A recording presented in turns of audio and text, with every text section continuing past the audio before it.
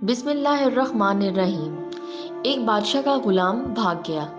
कुछ लोगों ने इसका ताक़ुब किया और इसे पकड़ के बादशाह के सामने पेश किया। वज़ीर की इस गुलाम के साथ दुश्मनी थी। इसने बादशाह को मशवरा दिया कि इसे कत्ल कर दिया जाए। गुलाम ने हाथ बांधकर अर्ज़ की कि हजूर के हुक्म के सामने मेरा सर खम है, क्योंकि मैं हजूर का नमक खाकर पला हूँ, इसलिए मैं नहीं चाहता कि क़यामत के दिन आप पर मेरे कत्ल का नाहक इल्ज़ाम हो।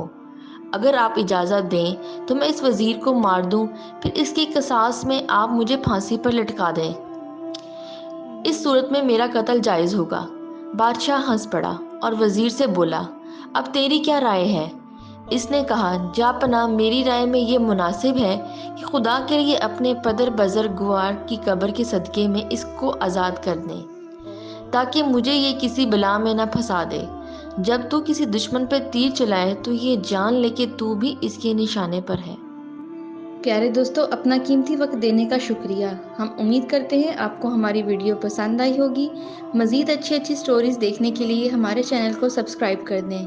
मिलते हैं किसी नई स्टोरी के साथ। अल्लाह हाफ़िज़।